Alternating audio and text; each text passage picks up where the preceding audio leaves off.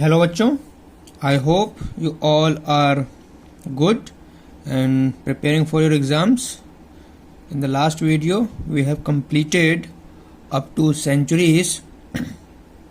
In today's video, we will start our class from some points. So, देखते हैं कुछ special points animal से related. Some special animals, कुछ खास animals. सबसे पहले इनके बारे में पढ़ते हैं. तो इनमें से सबसे पहला एशियाटिक वाइल्ड एस. क्या? Asiatic wild ass. ये बेटा इंडेंजर्ड स्पीसीज में आता है या फिर इंडेंजर्ड एनिमल्स की कैटेगरी में आ रहा है. और ये आपको मिलता है रन ऑफ कच्छ में. कहां पर? Found in run of Kutch. ठीक है. और इसके अलावा पाकिस्तान में भी मिलता है. दूसरा हमारा जो स्पेशल एनिमल है दैट इज रेड पांडा. क्या है? Red panda. ये भी इंडेंजर्ड एनिमल्स की कैटेगरी में आता है और ये हमें कंचनजंगा में मिलता है, इंडिया में. Found in Kanchenjunga. ठीक है. और कंचनजंगा कहाँ है? सिक्किम में. इसके अलावा जो और एनिमल्स हैं हमारे that is hangul Kashmir Stag. Hangul Kashmir Stag.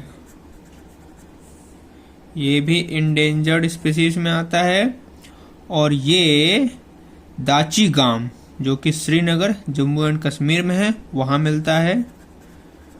Found in दाची गाम. ठीक है.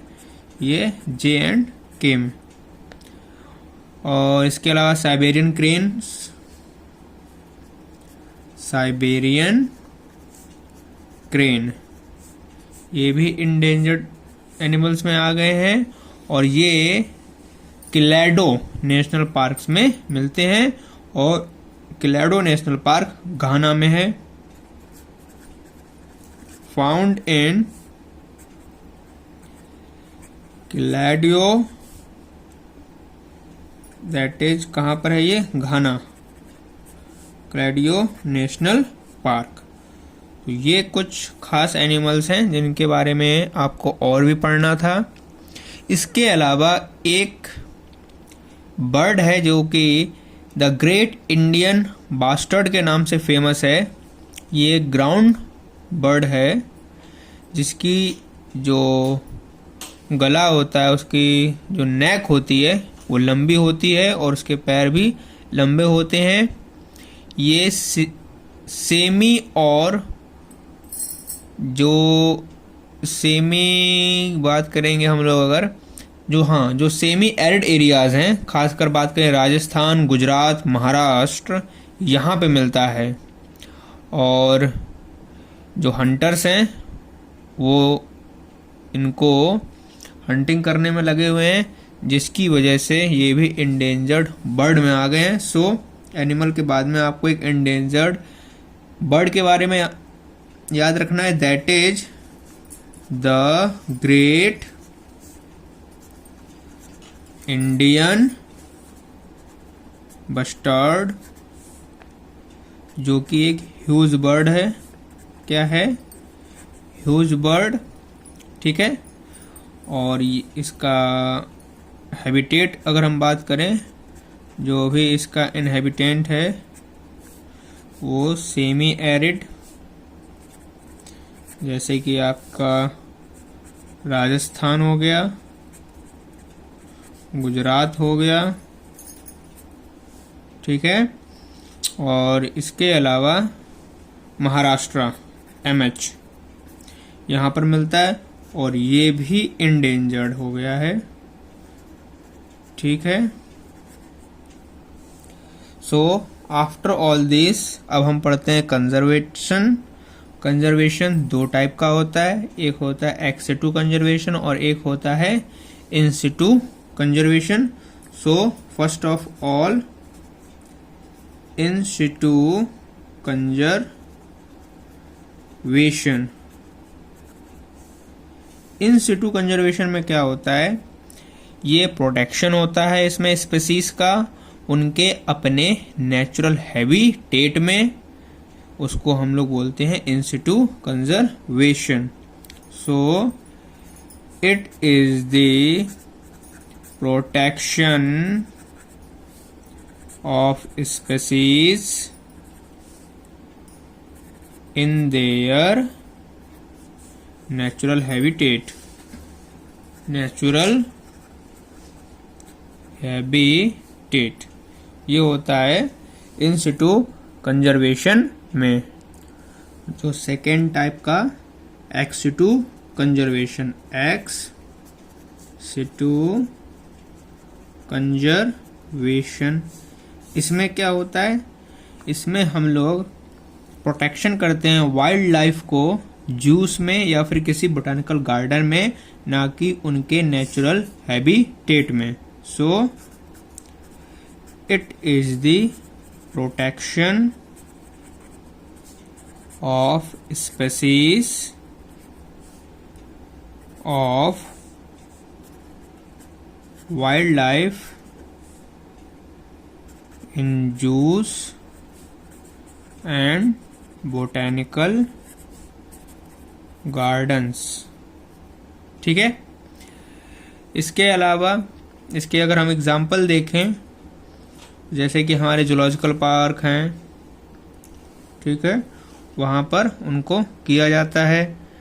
इसके अलावा जो एग्जाम्पल है एक्स सिटू कंजर्वेशन का, वो है gene banks, germ plasm bank, seed bank, ठीक है। सो इसके अदर एग्जाम्पल्स भी हैं। कौन कौन से याद रखना है आपको, एक तो जीन बैंक, ये भी एक्स सिटू कंजर्वेशन में आएगा। जर्म प्लाज्म बैंक, ये भी एक्स सिटू कंजर्वेशन में आएगी। और इसके अलावा सीड बैंक, क्या, सीड बैंक, ये भी एक्स सिटू कंजर्वेशन में ही आएगी।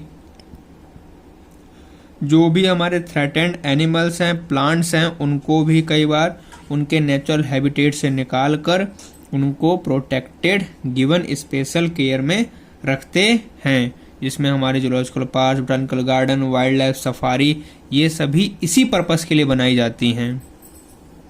यहाँ पर बहुत सारे ऐसे एनिमल्स होते हैं जो कि एक्सटिंक्ट हो गए हैं वाइल्ड में या फिर हो रहे हैं, तो उनको बचाने के लिए हम लोगों ने जूलॉजिकल पार्क, बोटानिकल गार्डन और वाइल्ड लाइफ बना रखे हैं। सो नाउ अब हम बात कर लेते हैं कुछ इम्पॉर्टेंट नेशनल पार्क की, जो कि हमारे एग्जाम पॉइंट ऑफ व्यू से इम्पॉर्टेंट हैं। जो पहला नेशनल पार्क आपको याद रखना है, उसमें वर्ल्ड का सबसे पहला national park, the world's first national park, ठीक है, ये अमेरिका में बनाया गया था पहली बात तो, और इसका नाम जो रखा गया था that is Yellowstone national park, ठीक है। पहली बात तो याद रखनी है। दूसरी बात, इंडिया का सबसे पहला नेशनल पार्क कौन था, इंडियाज फर्स्ट नेशनल पार्क, ये है हमारा जिम कॉर्बेट। क्या है, जिम कॉर्बेट, मैंने आपको बताया ये नैनीताल में है। कहाँ पर है, नैनीताल में, और नैनीताल उत्तराखंड में है, उत्तराखंड। तीसरी बात, जो स्मॉलेस्ट टाइगर रिजर्व है इंडिया में, स्मॉलेस्ट टाइगर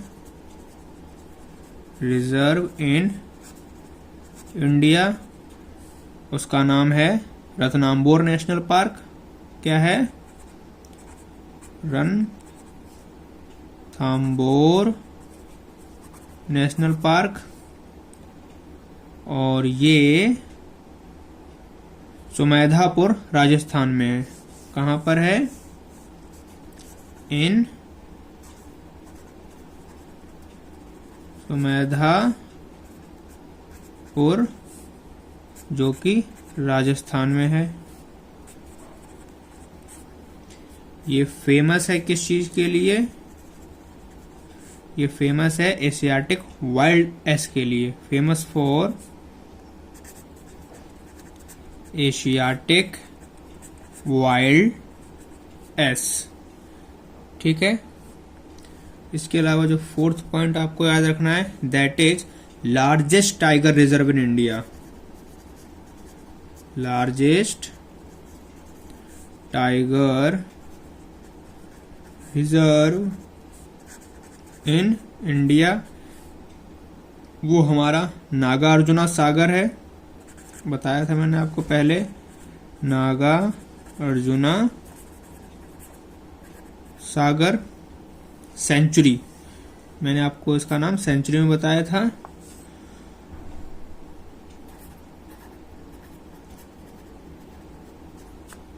ठीक है। और ये कहां पर है? गुंटूर में। और गुंटूर कहाँ है? आंध्र प्रदेश में। कहां पर? आंध्र प्रदेश। ठीक है। तो आपको याद रखना है the largest tiger reserve Nagarjuna Sagar sanctuary, जो कि गुंटूर आंध्र प्रदेश में प्रेजेंट है। फिफ्थ पॉइंट जो आपको याद रखना है, दैट इज नंदन खान जू, जो कि व्हाइट टाइगर के लिए फेमस है। क्या? नंदन कानन, सॉरी खान कह दिया मैंने, सॉरी, नंदन कानन। जो ये नंदन कानन जू है, ये व्हाइट टाइगर के लिए फेमस है। किसके लिए? White tiger. वो उसका नाम ऐसा याद रखा है जैसे का नाम हो किसी व्यक्ति का, इसलिए खान आ गया। जनरली क्या नाम है इसका? नंदन कानन। ये व्हाइट टाइगर के लिए है। और इसके अलावा सुंदरबन, क्या? सुंदरबंस, जो कि वेस्ट बंगाल में है, ये भी फेमस है। किसके लिए? For tigers. और यहाँ के टाइगर्स की खास बात क्या है कि वो फिश पर डिपेंड हैं। ये मैंने आपको पहले भी बताया है। अदर देन दिस आपको कुछ इंपॉर्टेंट इंफॉर्मेशन और भी याद रखनी है। वो पहली चीज कि नेशनल फॉरेस्ट पॉलिसी कब रिवाइज्ड हुई थी। So national forest policy revised in, कब की गई थी? 1988 में। दूसरी बात क्या याद रखनी है कि जो बायोडायवर्सिटी एक्ट है वो कब पास हुआ था। So biodiversity act was passed in 2002। ये बात आपको ध्यान रखनी है। Other than this forest act कब आया है? फॉरेस्ट एक्ट ये आपका 1927 में आया है। और बायोस्फीयर रिजर्व स्कीम, ये भी कई बार पूछी गई है। बायोस्फीयर रिजर्व स्कीम, ये आपकी 1986 में थी। ठीक है। इसके अलावा वाइल्ड लाइफ प्रोटेक्शन एक्ट, क्या?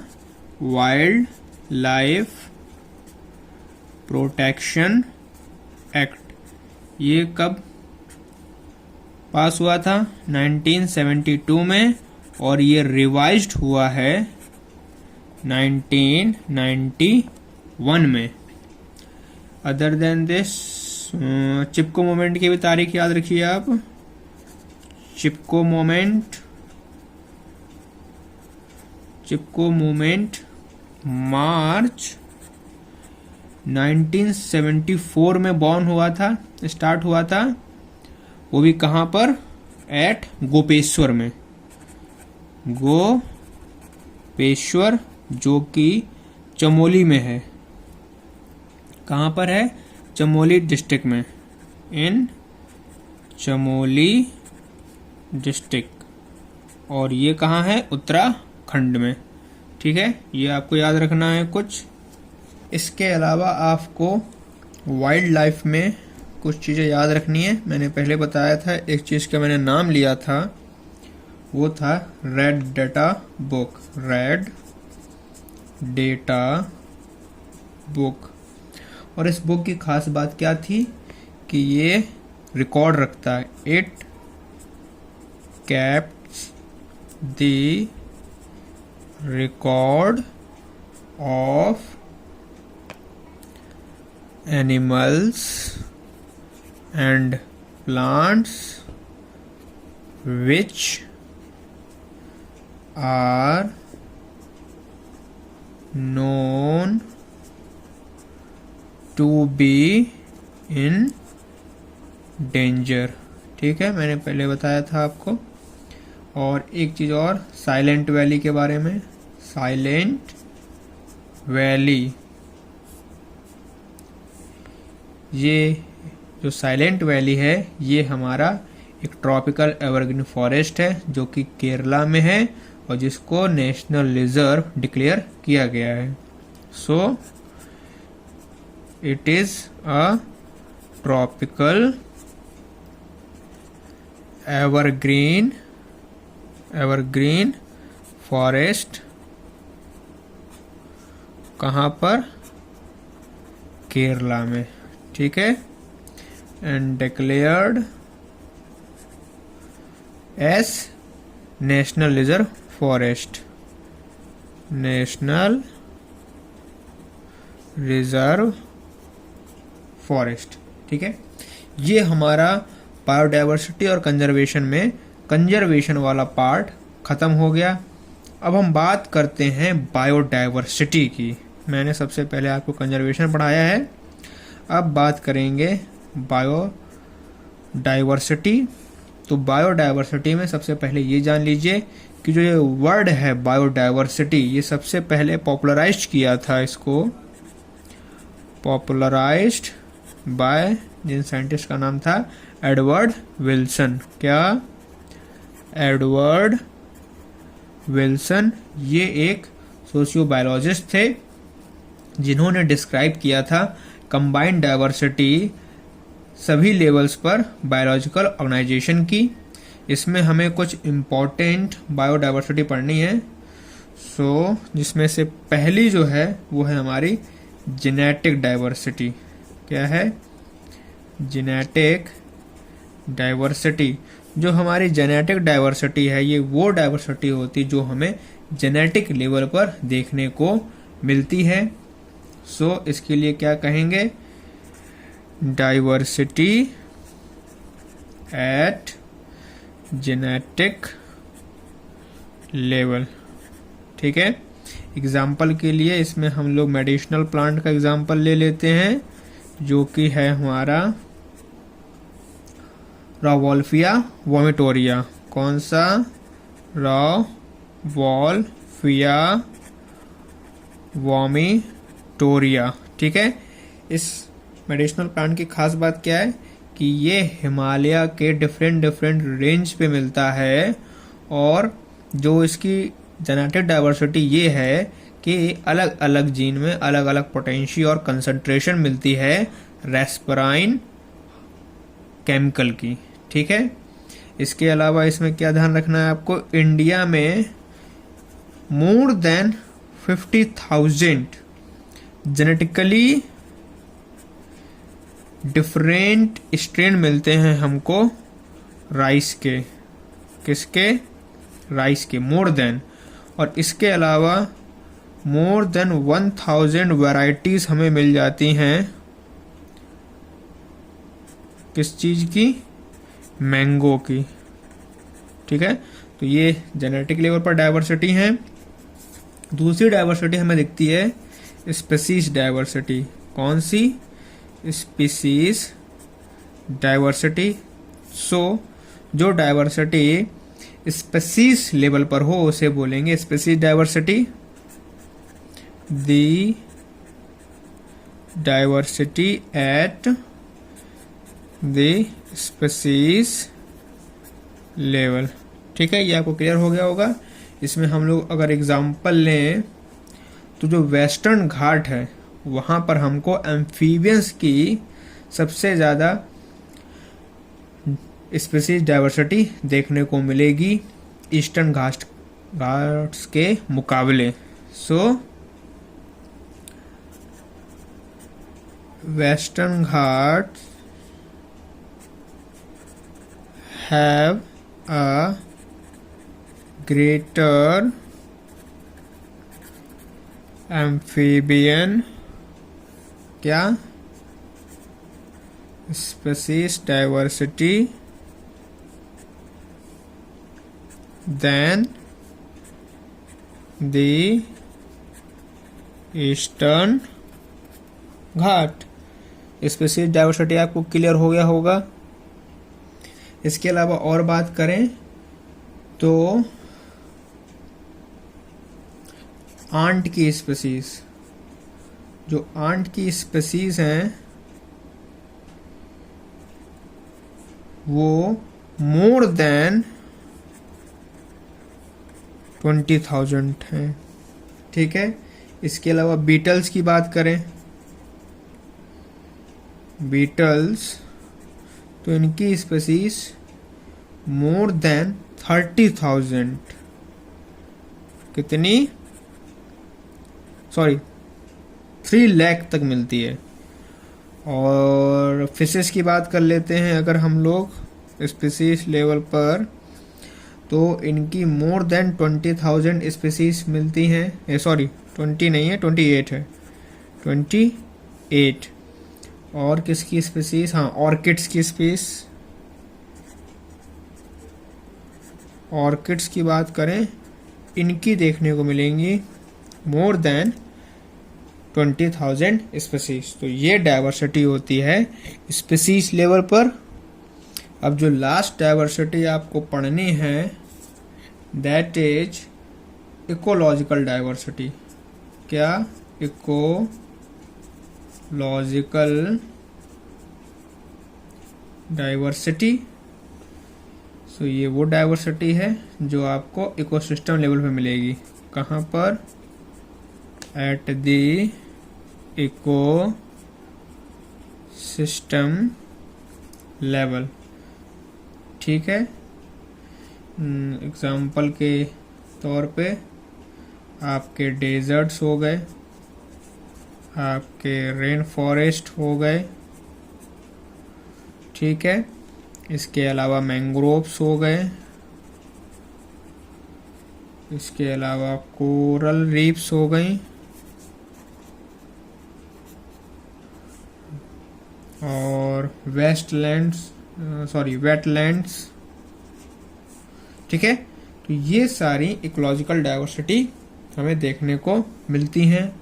अब बात करते हैं कि कितनी स्पीसीज अर्थ पर हैं और उनमें से भी इंडिया में कितनी हैं। ठीक है, सो बात करें नंबर ऑफ स्पीसीज। ठीक है, in the world.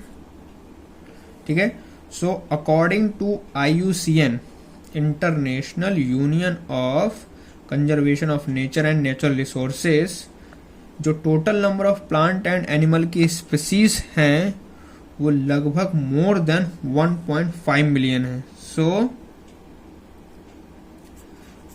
Total number of plant and animal species वो भी किसके अकॉर्डिंग? अकॉर्डिंग टू IUCN, वो भी 2004 के हिसाब से उन्होंने कहा था कि मोर देन 1.5 मिलियन है। लेकिन इसके बाद में हमारे एक साइंटिस्ट सर जी आए जिनका नाम था रॉबर्ट मे। उनके अकॉर्डिंग जो ग्लोबल स्पीशीज डाइवर्सिटी है, global species diversity,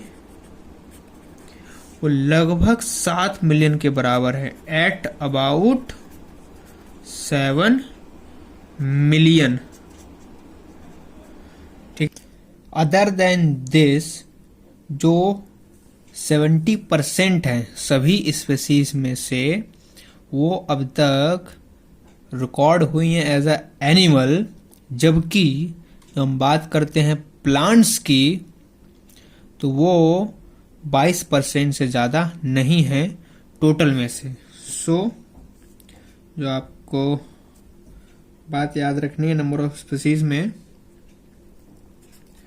that 70% of all the species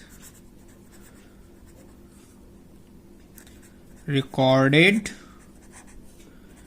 are animals। ठीक है। एंड जो 20% हैं ऑफ टोटल, वो क्या हैं? वो आपके प्लांट्स हैं। इसमें सभी कुछ algae, fungi, bryophyte, gymnosperm, angiosperm, सभी कुछ 20% में आ जाता है टोटल के। अब बात करते हैं अमंग एनिमल्स। एनिमल्स में जो सबसे ज़्यादा हैं वो हैं आपके इंसेक्ट्स। टोटल 70% में सबसे ज़्यादा इंसेक्ट्स हैं। वो भी कितने हैं? 70% ऑफ टोटल एनिमल्स क्या हैं? इंसेक्ट्स। मतलब हर 10 में से 7 आपके इंसेक्ट्स होंगे। और जो नंबर ऑफ फंजाई स्पीसीज हैं, जब हम बात करें कंबाइंड करके, fishes, amphibians, reptiles and mammals, वो इन सभी को मिलाकर उनसे ज़्यादा हैं। क्या बताया मैंने? जो नंबर ऑफ फंजाई स्पीसीज हैं पूरे वर्ल्ड में, वो अगर हम फिशेस, एम्फीबियंस, रेप्टाइल्स, मैमल्स को टोटल भी कर दें, उनसे भी ज़्यादा स्पीसीज फंजाई की है। ठीक है। सो जो लास्ट बात आपको याद रखनी है, that the number of fungi species is more than total of fishes, amphibians,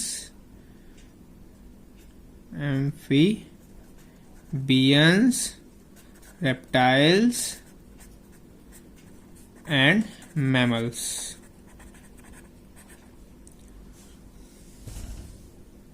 इसमें से जो इंडिया है उसके पास पूरे वर्ल्ड का जो लैंड एरिया है वो कितना है? 2.4%। ठीक है। और इंडिया का जो शेयर है टोटल ग्लोबल स्पीसीज डाइवर्सिटी में, वो 8.1% है। सो दूसरी बात, लैंड एरिया के मुकाबले देखें हम लोग, land area of the total in world, India has 2.4%। और जब हम ग्लोबल स्पीसीज डाइवर्सिटी में देखते हैं, in case of global species diversity, वो है 8.1%। किसका? इंडिया का। और एक और खास बात, अगर हम बात करें जितनी भी स्पीसीज अभी तक हमने डिस्कवर करी हैं वो टोटल का 22% माना गया है। सो एक हमारे पास ग्लोबल एस्टिमेट है that only 22% of the total species have been recorded। अब तक हमने टोटल स्पीसीज का केवल 22% हिस्सा ही रिकॉर्ड किया है। इसके बाद बात करते हैं लॉस ऑफ डाइवर्सिटी की। किस चीज की? लॉस ऑफ बायो डाइवर्सिटी की। तो लॉस ऑफ बायोडाइवर्सिटी में क्या है, जो बायोलॉजिकल वेल्थ है हमारे प्लेनेट की वो लगातार डिक्लाइन कर रही है और इस बात की तरफ पॉइंट आउट कर रही है कि ये सब कुछ ह्यूमन की एक्टिविटीज की वजह से हो रहा है। जो भी कोलोनाइजेशन है ट्रॉपिकल पैसिफिक आइलैंड का ह्यूमन के द्वारा, वो कहा जा रहा है इसकी वजह से लगभग 2000 से ज़्यादा स्पीसीज वहाँ के नेटिव बर्ड्स की एक्सटिंक्ट हो चुकी हैं। ठीक है, एक तो पहली बात ये हो गई लॉस ऑफ बायोडाइवर्सिटी में। दूसरी खास बात जो आपको याद रखनी है, point of according two point of exam, that is एक लिस्ट निकाली गई है IUCN रेड लिस्ट, जिसमें क्या लिखा है कि 784 स्पीसीज एक्सटिंक्ट कर चुकी हैं। ठीक है, एक्सटिंक्ट फिर एक्सटिंक्शन हो चुका है इनका। इसमें इस टोटल 784 में 338 आपके वर्टिब्रेट्स कहे गए हैं और 359 इनवर्टिब्रेट्स। ठीक है, वो भी किसमें? लगभग in the last past 500 years में, ऐसा IUCN का मानना है। ठीक है, इसके अलावा अब बात करते हैं थोड़ा बहुत बायोडाइवर्सिटी को कंजर्व करने की। तो हमारे पास बहुत सारे रीजन है जिसकी वजह से हमें बायोडाइवर्सिटी को कंजर्व करना चाहिए, और इसके लिए हमने इसको 3 कैटेगरीज में ग्रुप कर लिया है, जिसमें से conservation of biodiversity, conservation of biodiversity, थोड़ा सा पार्ट से पढ़ा रहा हूं मैं कंजर्वेशन का। पहली चीज जो मैंने बताया अभी, हमने 3 ग्रुप्स में डिवाइड कर दिया है। पहला है हमें क्या करना होगा, नैरोली यूटिलिटेरियन करना होगा। नैरोली यूटिलिटी या फिर यूटिलिटेरियन बनना होगा। ठीक है, इसमें क्या होता है, जो हमारा नैरोली यूटिलिटेरियन है ये कंसर्न है डायरेक्ट इकोनॉमिक बेनिफिट से, वो भी किससे? नेचर के फूड से, फायरवुड से, फाइबर से, कंस्ट्रक्शन मटेरियल से, इंडस्ट्रियल प्रोडक्ट्स से और प्रोडक्ट्स ऑफ मेडिसिनल इम्पोर्टेंस। ठीक है, तो जो हमारा नैरोली यूटिलिटेरियन है ये कंसर्न होता है किसके साथ में? Direct economic benefit. Economic benefits, वो भी किससे? नेचर से। ठीक है। दूसरी चीज है ब्रॉडली यूटिलिटेरियन। क्या है? Broadly utilitarian. ये किसके साथ कंसर्न है? ये इनडायरेक्टली कंसर्न होता है with the benefit from nature. ठीक है। कंसर्न विथ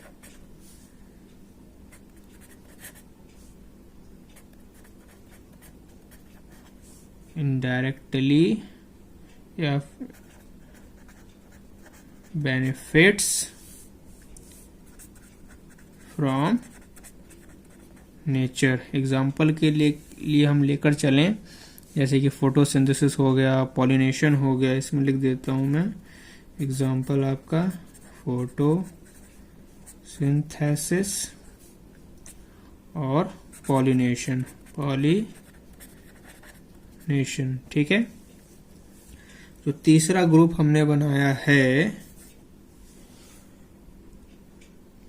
वो है हमारा एथिकल। क्या है?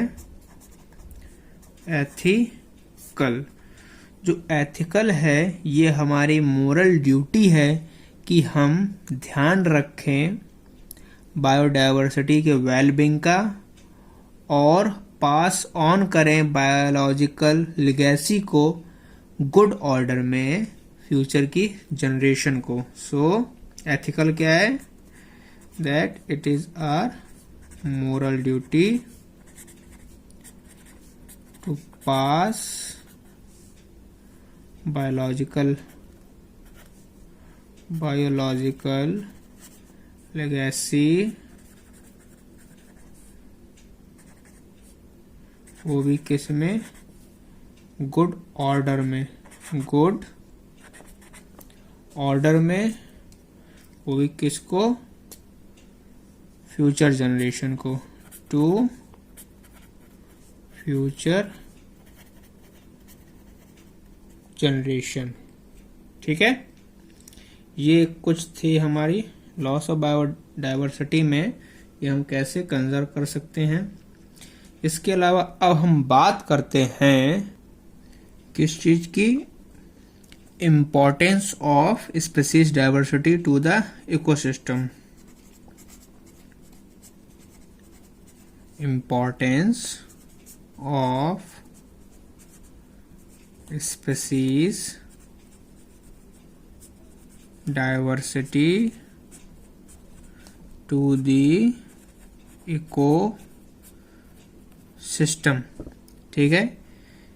इसमें क्या है, जो तिलमान थे उन्होंने इस बात को फाइंड आउट किया था कि जो भी प्लॉट्स हैं जिसमें स्पीसीज सबसे ज़्यादा होती हैं उनमें जो वेरिएशन है ईयर टू ईयर वो बहुत ही कम देखने को मिलता है टोटल बायोमास में, और वो शो करते हैं इंक्रीज डाइवर्सिटी जो कि कंट्रीब्यूटेड करती है हायर प्रोडक्टिविटी में।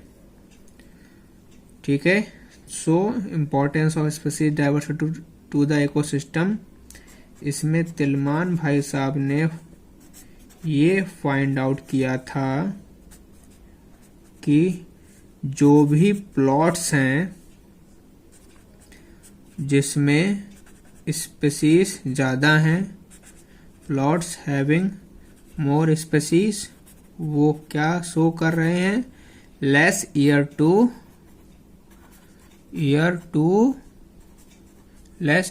Year variation. ठीक है। इतनी बात समझ में आई। वो भी किसके केस में? In total biomass. In total biomass. पहली बात तो तिलमान ने ये फाइंड करी।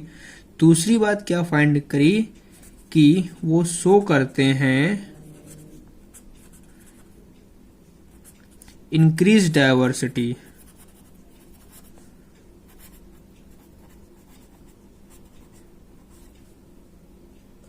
जो कि कंट्रीब्यूटेड करती है हायर प्रोडक्टिविटी में, हायर प्रोडक्टिविटी। सो ये बात आपको क्लियर हो गई होगी कि तिलमान भाई साहब ने ये फाइंड किया था कि जो भी एरिया जहां पर स्पीसीज ज्यादा नंबर में है वो ईयर टू ईयर वेरिएशन कम शो करती हैं टोटल बायोमास में, और इंक्रीज डाइवर्सिटी जो होती है उनकी वो कंट्रीब्यूट करती है हायर प्रोडक्टिविटी में। दूसरी चीज, पॉल एक्रिग जिन्होंने क्या प्रपोज किया था, rivet popper hypothesis. Paul Ehrlich, HRLICH ने क्या प्रपोज किया था, इन्होंने प्रपोज किया था rivet popper hypothesis. Rivet popper hypothesis, इसमें उन्होंने क्या कहा था कि अगर हम इकोसिस्टम को एक एयरप्लेन मान लें जिसके सारे पार्ट्स थाउजेंड्स ऑफ रिविट्स यानी कि स्पीसीज से ज्वाइंड हैं, अब अगर हर एक पैसेंजर जो उसमें ट्रेवल कर रहा है वो एक एक रिविट को निकालना शुरू कर दे, इसका मतलब एक एक स्पीसीज को खत्म करना शुरू कर दे, भले ही वो फ्लाइट की सेफ्टी को अफेक्ट ना करे, मतलब कि जो हमारा इकोसिस्टम है उसके प्रॉपर फंक्शनिंग को इफेक्ट ना करे शुरुआत में, लेकिन जैसे जैसे उस प्लेन के रिविट्स निकलते जाएंगे उसमें जो डेंजरस है वो बढ़ती जाएगी समय के साथ साथ, और सेम हमारे इकोसिस्टम के साथ भी होगा। अगर हम एक एक स्पीसीज को मारते जाएंगे तो समय के साथ एक दिन ऐसा आएगा कि पूरा का पूरा सिस्टम ही खत्म हो जाएगा। तो ये चीज पॉल एहरलिख ने प्रपोज करी थी। अब बात करते हैं कि रीजन क्या है बायोडायवर्सिटी के लॉस होने का। कॉसेस ऑफ बायोडायवर्सिटी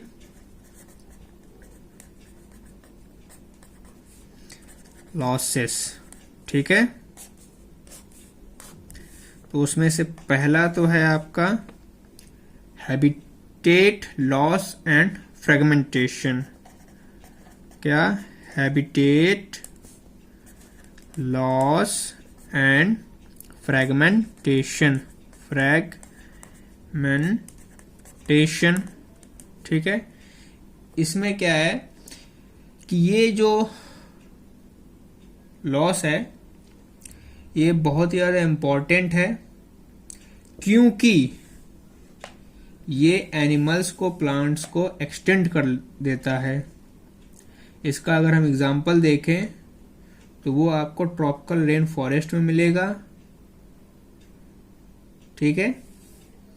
जो दूसरा कॉज है वो है आपका ओवर एक्सप्लॉयटेशन, ओवर एक्सप्लॉयटेशन जो हम कर रहे हैं और करते आ रहे हैं डेवलपमेंट के नाम पे लगातार सालों से। तीसरी चीज एलियन स्पीसीज का इन्वेशन हो जाना, alien species इन्वेशन,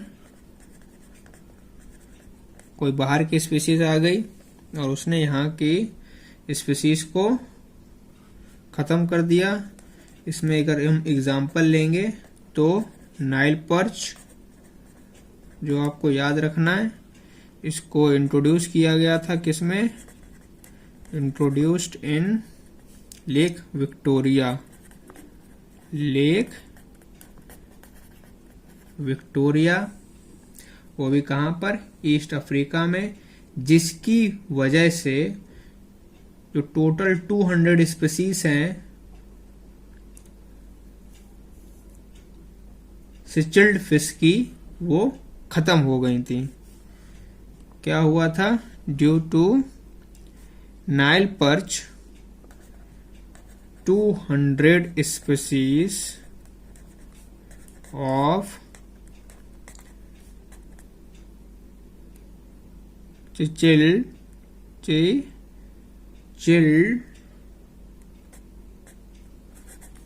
fish extent.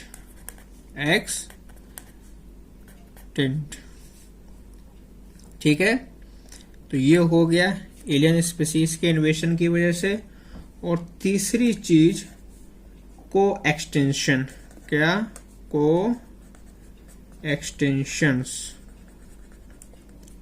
Fourth चीज जो है वो हमारी को एक्सटेंशंस। इसमें क्या है, जब एक स्पीसीज एक्सटेंट हो जाती है, जो प्लांट और एनिमल स्पीसीज जो एसोसिएटेड होते हैं उसके साथ में वो भी खत्म हो जाते हैं।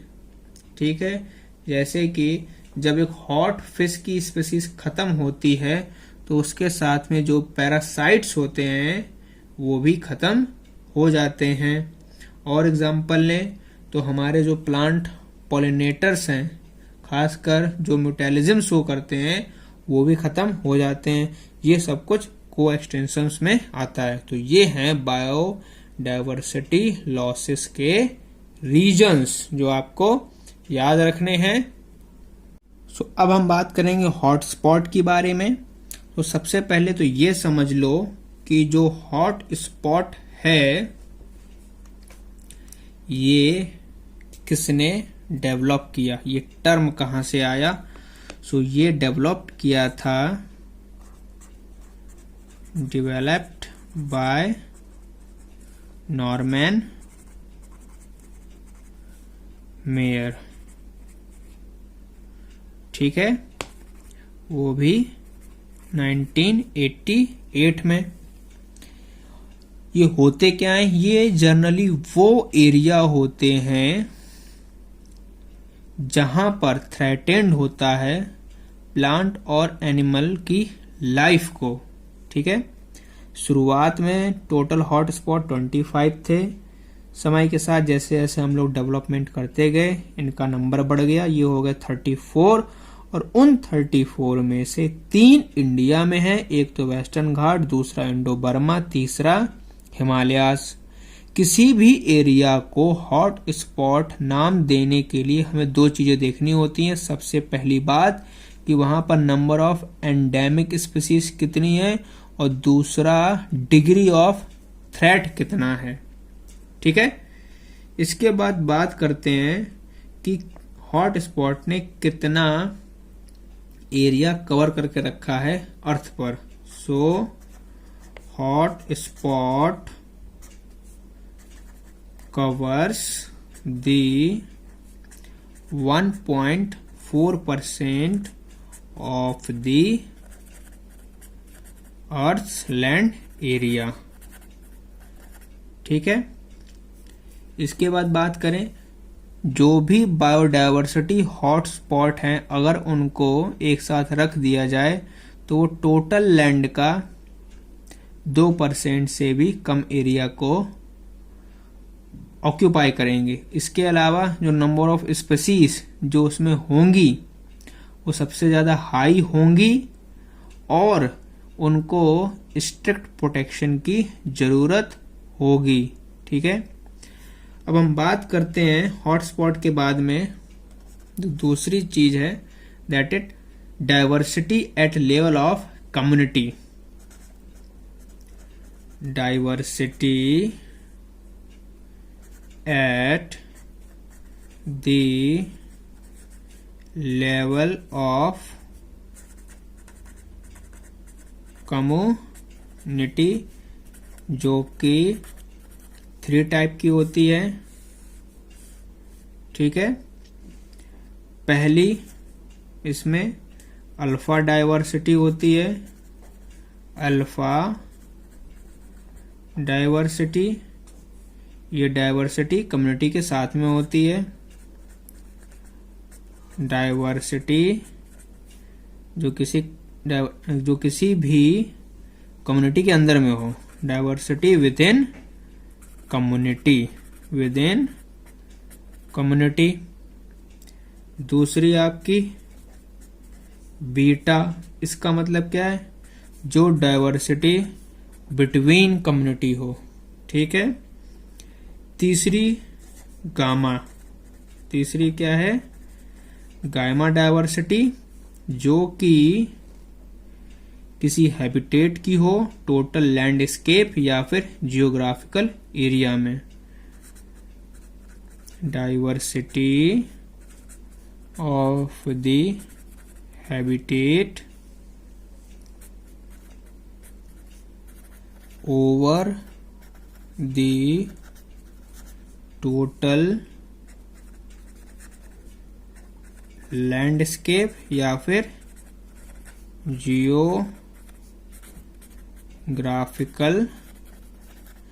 एरिया, ठीक है। इसके बाद बात करते हैं एक्सटेंट स्पीसीज की, type of extent species, type of extension of species, ठीक है। तो इसमें पहला टाइप जो होता है वो होता है नेचुरल एक्सटेंशन, ठीक है। ये किसकी वजह से होगा, due to change in environmental conditions, change in environmental condition.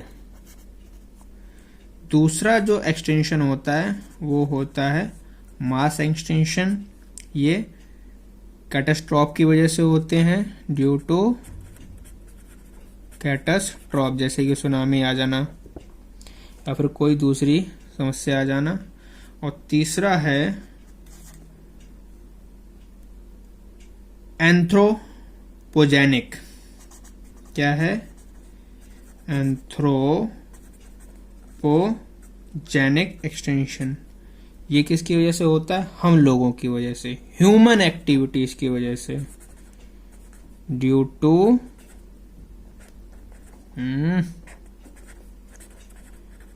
To human activities. ये होता है type of extension of species. इसके अलावा और भी इंफॉर्मेशन लेते हैं तो वो होती है हमारी, जिसकी हमें लेना है information, that is characteristics of species particularly susceptible to extension, जो एक्सटेंशन के लिए ससेप्टेबल है। The characteristics of species particularly susceptible to extinction, ठीक है। इसमें बात करें हम लोग अगर, तो जो भी लार्ज बॉडी साइज के हैं, दूसरी बात जिनकी पॉपुलेशन का साइज छोटा है, जिनका रिप्रोडक्टिव रेट कम है, जो फीड करते हैं हायर ट्रॉपिक लेवल पर फूड चेन में देखा जाए, और जिसके अलावा जिनका फिक्स्ड माइग्रेटरी रूट हो और हैबिटेट हो और लोकलाइज्ड होते हैं, और जिनका नैरो रेंज ऑफ डिस्ट्रीब्यूशन होता है। ये सभी के सभी कैरेक्टरिस्टिक्स किसी भी पर्टिकुलर स्पीसीज के एक्सटेंशन का कारण बनती हैं। सो इसमें जो कैरेक्टर आएगा, पहला तो लार्ज बॉडी साइज, दूसरा स्मॉल पॉपुलेशन साइज,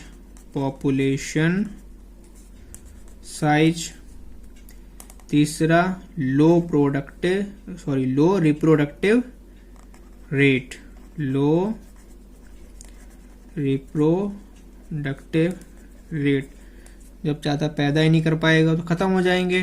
तीसरा, फीड करता हो हायर ट्रॉपिक लेवल पर, feed at higher trophic levels, ठीक है। इसके अलावा फिक्स्ड माइग्रेटरी रूट हो, फिक्स्ड माइग्रेटरी रूट्स। इसके अलावा हैबिटेट, जहाँ पे रह रहे हैं। तीसरा, लोकलाइज्ड, वो लोकेशन कैसी है, और जिनका नैरो रेंज हो डिस्ट्रीब्यूशन का, नैरो रेंज ऑफ डिस्ट्रीब्यूशन, ठीक है। ये सारे कैरेक्टरिस्टिक्स होते हैं किसी भी पर्टिकुलर स्पीसीज के एक्सटिंक्ट होने का। नाउ और भी देखें खास बात बायोडायवर्सिटी के बारे में, दैट इज लैंडस्केप। क्या? लैंडस्केप। तो लैंडस्केप क्या होती है? ये एक पर्टिकुलर लैंड का यूनिट है जिसमें एक नेचुरल बाउंड्री होती है मोसेक ऑफ पैचेस की, और जो ये पैचेस होते हैं ये डिफरेंट इकोसिस्टम को रिप्रेजेंट करते हैं। सो लैंडस्केप क्या है? It is a unit of land, वो भी किसके साथ में? एक नेचुरल बाउंड्री, ठीक है, जिसके पास में एक मोसेक हो, किसका? पैचेस का। और ये पैचेस जो होते हैं, दीस पैचेस, ये रिप्रेजेंट करते हैं किसको? डिफरेंट इको सिस्टम को, डिफरेंट इको सिस्टम को। इसमें आपको एक नोट याद रखना है कि जो इकोलॉजिकल हायरार्की लैंडस्केप होता है वो प्रेजेंट होता है इकोसिस्टम और बायोमास के बीच में। इन इकोलॉजिकल हायरार्की जो लैंडस्केप है वो रिप्रेजेंट होगा या फिर प्रेजेंट करेगा किसके किसके बीच में?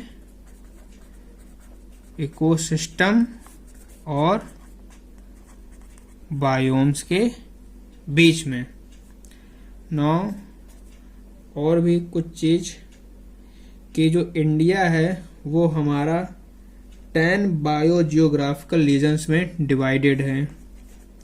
जो इंडिया है ये डिवाइडेड है, India is divided into 10 biogeographical regions में, ठीक है।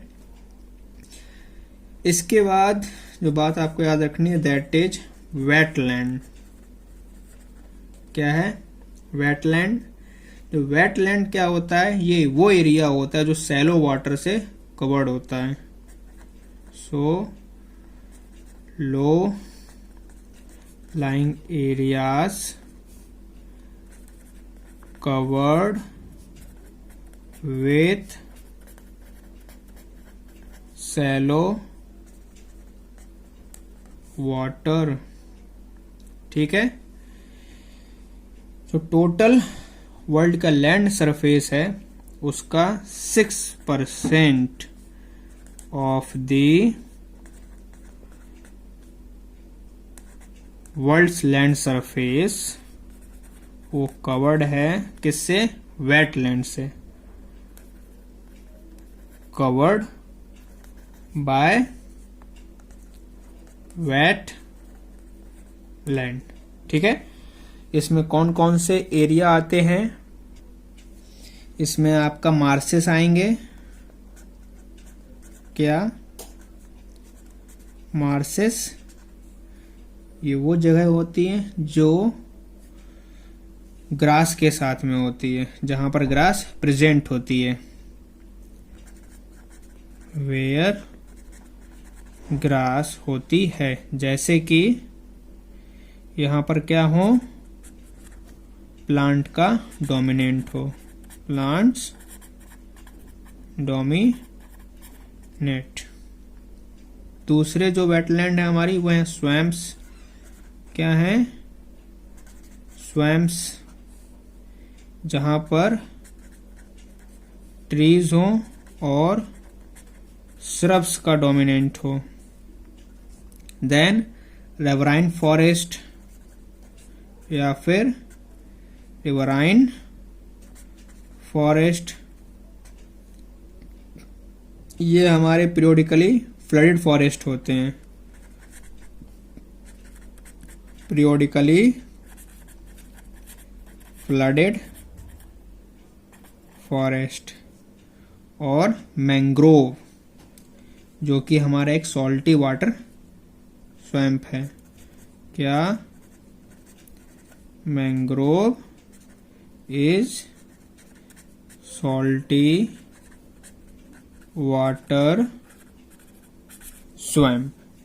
ठीक है, अब हम बात करेंगे वेटलैंड का सिग्निफिकेंस क्या है।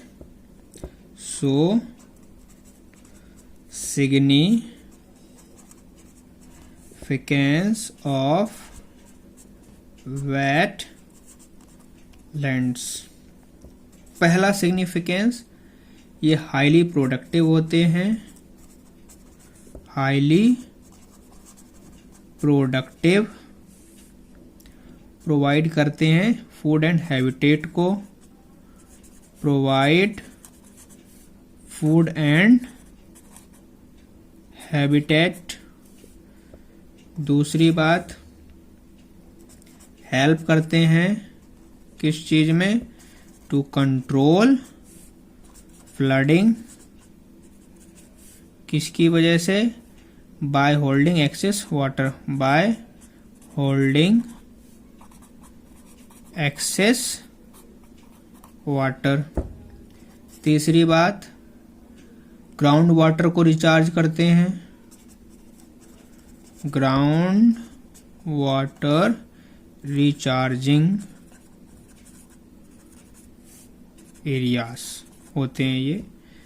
चौथी बात, हेल्प करते हैं क्लीन करने में, प्यूरिफाई करने में रन ऑफ वाटर को। Help to clean and purify water run off को। और लास्ट बात, प्रोवाइड करते हैं साइट्स, किसके लिए? फिशिंग के लिए, बोटिंग के लिए और नेचर या फिर नेचुरल स्टडी के लिए। Provides sites for fishing, boating और नेचर की स्टडी करने के लिए। अब बात करते हैं इनके कंजर्वेशन मेजर्स की। सो कंजर्वेशन मेजर्स, इसमें क्या है? पहली बात, वेटलैंड इन्वेंटरीज का प्रिपरेशन। क्या करें हम लोग? प्रिपरेशन करें। किसका? वेटलैंड इन्वेंटरीज का। ठीक है। दूसरी बात, चेक करें वेस्ट डिस्पोजल को वेटलैंड में। चेक वेस्ट डिस्पोजल कहाँ पर? वेटलैंड में। और तीसरी बात, रिडक्शन करें excessive inflow of nutrient and silt का वेटलैंड में। रिडक्शन करें excessive inflow of nutrient and silt का। ठीक है, तो इस तरीके से हम लोग कंजर्वेशन कर सकते हैं। इसके अलावा जो चीज आपको याद रखनी है दैट इज गिल्ड। गिल्ड क्या होता है?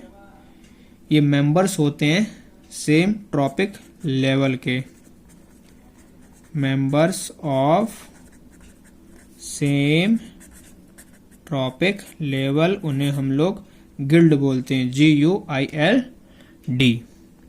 ठीक है, सो इतनी चीजें आपको याद रखनी है।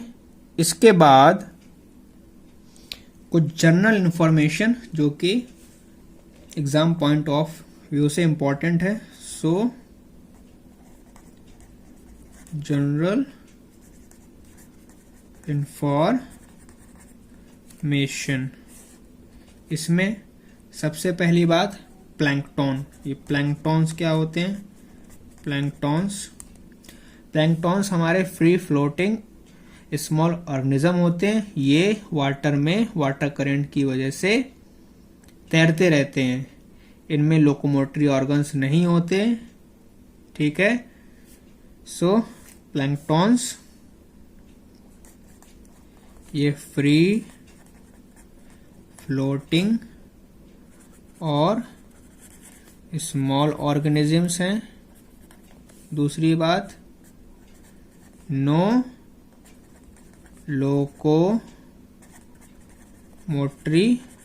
ऑर्गन्स। ठीक है, स्विम करते हैं, swim due to water current, पानी की लहरें। इसमें दो टाइप के प्लैंकटन हैं। एक तो आपका फाइटोप्लैंकटन, क्या फाइटोप्लैंकटन, और ठीक है, फाइटोप्लैंकटन कैसे होते हैं? माइक्रोस्कोपिक होते हैं और inactive floating plants, inactive floating plants. ठीक है, फाइटोप्लैंकटन का अगर हम एग्जाम्पल देखें तो वो हमारे डायटम्स क्या होते हैं? डायटम्स। और दूसरे टाइप के जो प्लैंकटन हैं वो हैं आपके जू प्लैंकटन। क्या? जू प्लैंकटन। ये भी माइक्रोस्कोपिक होते हैं और ये भी इनएक्टिव फ्लोटिंग। ये माइक्रोस्कोपिक तो हैं, माइक्रोस्कोपिक, लेकिन ये इनएक्टिव फ्लोटिंग एनिमल्स हैं। क्या हैं? एनिमल्स। और इसका एग्जाम्पल जो है वो आपके प्रोटोजोन्स हो गए, प्रोटोजोन्स। इसके अलावा लार्वा हो गया और क्रस्टेशियंस हो गए। क्या? क्रस्टेशियंस। ठीक है, जू प्लैंकटन के बाद आपको जो और थोड़ी सी जनरल इंफॉर्मेशन रखनी है वो नेक्टॉन्स की। किसकी? नेक्टॉन्स। नेक्टॉन्स क्या होते हैं? ये एक्वेटिक प्लांट्स और एनिमल्स होते हैं जो कि कैपेबल होते हैं स्विमिंग करने में। ठीक है, so aquatic plants and animals which are capable of swimming। ठीक है, एक्टिवली, उन्हें बोलते हैं नेक्टॉन्स। इनके पास वेल डेवलप्ड लोकोमोटरी ऑर्गन्स होते हैं। लोकोमोटरी ऑर्गन्स, इसमें क्या क्या आते हैं? इसमें भी आपके फाइटोप्लैंकटन की तरह फाइटोनेक्टॉन्स होते हैं जो कि यूजुअली फ्लैजिला इनमें प्रेजेंट होता है। यूजुअली फ्लैजिला आर प्रेजेंट, और ये भी प्लांट्स होते हैं, किसमें? इन दी प्लांट्स। ठीक है। और फाइटोनेक्टॉन्स का एग्जांपल है आपका क्लेमाइडोमोनस, क्लामाइडोमोनस और डिनोफ्लैजिलेट्स। क्या? डिनोफ्लैजिलेट्स, ये आपके फाइटोनेक्टॉन्स के एग्जांपल्स हैं। इसके अलावा जब हम बात करें एनिमल्स में, तो जो नेक्टॉन्स एनिमल्स हैं वो हैं आपके जेलीफिशेस, शार्क्स, फिशेस, फ्रॉग, और क्या बचता है? कटल फिशेस। ठीक है, ये सारे नेक्टॉन्स में आते हैं। इसके बाद जो फर्दर आपको याद रखना है कुछ इंफॉर्मेशन में, दैट इज बेंथोनिक। क्या? बेंथोनिक। बेंथोनिक क्या होता है? बेंथोनिक आपके सेकेंडरी ऑर्गेनिजम्स होते हैं सी के, और इनको हम लोग इसीलिए बेंथोनिक बोलते हैं। द सेकेंडरी नहीं बेटा, सीडेंट्री। क्या? दी सीडेंट्री ऑर्गेनिजम्स। कैसे ऑर्गेनिजम्स? सीडेंट्री। ठीक है। और इनका एग्जाम्पल क्या है? क्रैब्स, स्नेल्स, स्टारफिशेस, ये सभी बेंथोनिक के एग्जाम्पल्स हैं। ये सीडेंट्री ऑर्गेनिज्म होते हैं। इसके अलावा चौथी चीज पेरीफाइटोन। क्या याद रखने हैं? पेरीफाइटोन। पेरीफाइटोन क्या होते हैं? ये वो ऑर्गेनिजम्स होते हैं जो कि हाइड्रोफाइट्स में रहते हैं। Organism which lives on hydrophytes. Hydrophytes, इनमें एग्जाम्पल क्या आएंगे? पहला तो डैमसेल फ्लाई, डैमसेल है बेटा ये। दूसरा वर्टिसेला, वॉर्टिसेला। तीसरा आपका हाइड्रा हो गया, और रोटीफर्स हो गए आपके, रोटीफर्स। ये सारे होते हैं आपके पेरीफाइटॉन्स जो हाइड्रोफाइट्स में रहते हैं। इसके बाद जो चीज आपको जाननी है वो आप जानते हैं वैसे तो, हाइबरनेशन। क्या? हाइबरनेशन, जो कि वो एनिमल्स करते हैं, वो प्लांट्स करते हैं जब ठंडी होती है, या फिर अगर हम कहें प्लांट्स के केस में तो डोरमेंसी स्टेट को, और एनिमल्स के केस में हाइबरनेशन हो जाता है। ये एक टाइप की विंटर स्लीप होती है। क्या होती है? विंटर स्लीप, या फिर period of, in case of plants, dormancy. ठीक है। इसमें जो कोल्ड ब्लडेड एनिमल्स की बात करें अगर हम लोग, कोल्ड ब्लडेड एनिमल्स जो कि हाइबरनेशन में जाते हैं, वो हैं आपके एग्जाम्पल के तौर पर एम्फीबियंस, ठीक है, और रेप्टाइल्स। ये जाते हैं हाइबरनेशन में। ठीक है। इसके अलावा हॉट ब्लडेड एनिमल्स भी जाते हैं, फेमस हैं हॉट ब्लडेड एनिमल्स। वो कौन कौन से हैं? उनका एग्जाम्पल है आपका पोलार बियर, ठीक है, और स्क्वेरल। वो भी कहाँ की? नॉर्थ की। इसका नाम है इसलिए नॉर्थ ग्राउंड स्क्वेरल। ये सभी हाइबरनेशन में जाती है। और इसका अपोजिट वर्ड होता है एस्टिवेशन। क्या होता है? एस्टिवेशन। जैसे कि हाइबरनेशन हम लोग कोल्ड स्लीप कहेंगे, ऐसे ये आपकी समर स्लीप होती है। क्या होती है? Summer sleep. और इसके जो एग्जाम्पल्स हैं वो आपके स्नेल्स समर में कभी नहीं दिखेंगे, लंगफिश, ठीक है, ये एग्जाम्पल्स हैं एस्टिवेशन के जो कि समर में होती है। इसके बाद जो 7th जनरल पॉइंट आपको याद रखना है दैट इज साइक्लोमॉर्फोसिस। क्या? साइक्लोमॉर्फोसिस। ये क्या होता है? ये टेम्परेचर के साथ साथ अपने बॉडी शेप में चेंज करना, उसको बोलते हैं साइक्लोमॉर्फोसिस। चेंज इन बॉडी शेप किसके साथ में? टेम्परेचर के साथ में। With the change in temperature, ठीक है, उसको बोलते हैं साइक्लोमॉर्फोसिस। और ये कौन कर पाता है? एग्जाम्पल हैं इसके डेफनिया और क्लैडोसेरा। क्लैडोसेरा ये साइक्लोमॉर्फोसिस शो कर पाते हैं। और आखिरी चीज जो हम लोग पढ़ रहे हैं, बायोडायवर्सिटी।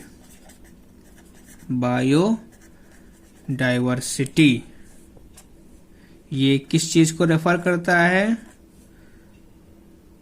ये रेफर करता है to the totality of genes को, स्पीसीज को एंड इकोसिस्टम, वो भी किसके? एक पर्टिकुलर रीजन के।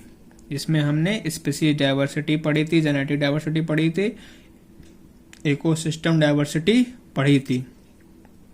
सो स्पीसीज डाइवर्सिटी जिसमें वैरायटी हो किस चीज की? स्पीसीज की विद इन अ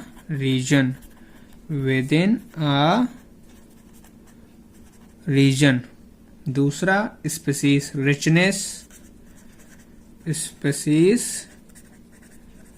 रिचनेस जो कि number of species per unit area, उसे बोलते हैं स्पीसीज रिचनेस।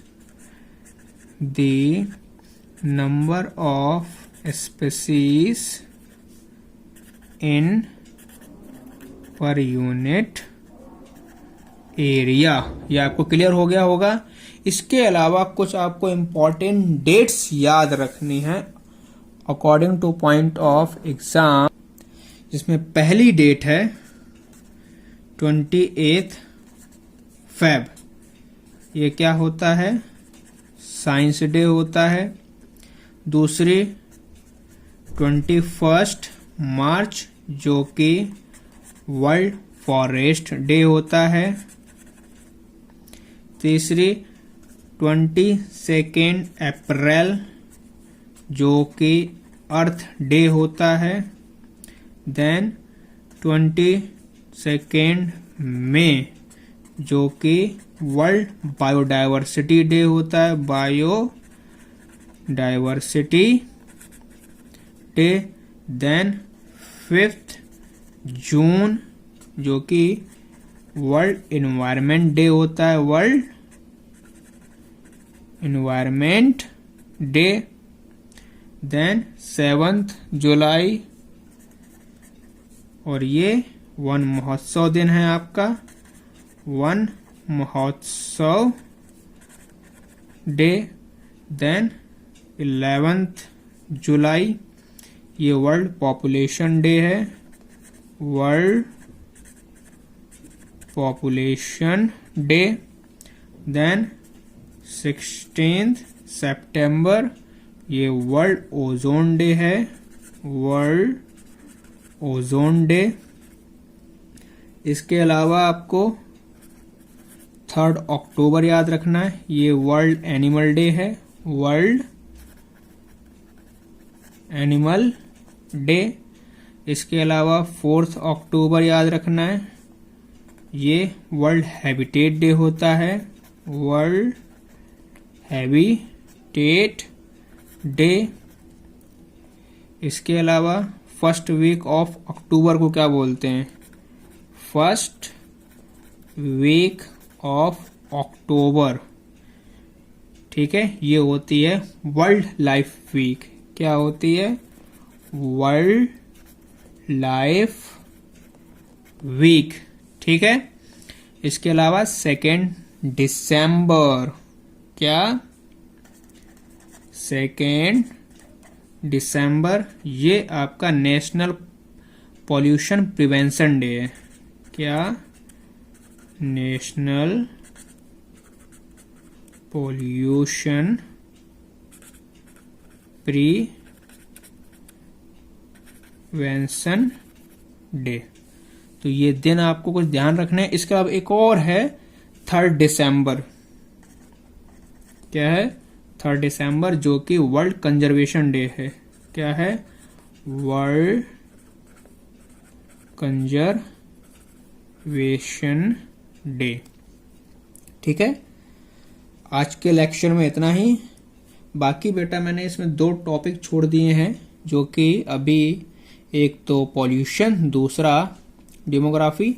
ये हम लोग एक एज अ चैप्टर पढ़ेंगे, क्योंकि इसमें बहुत सारी चीजें हैं और एनसीईआरटी में इतना डिटेल में नहीं है। सो आज के लिए इतना ही। बाकी पढ़ाई करते रहिए, चैनल को सब्सक्राइब करें ताकि जो भी नए वीडियोस आए उसके बारे में आपको पता चले। लाइक करो ताकि मुझे मोटिवेशन मिले, और शेयर करो ताकि जो और बच्चे जो तैयारी कर रहे हैं वो भी इसका बेनिफिट ले सके। थैंक यू बच्चों।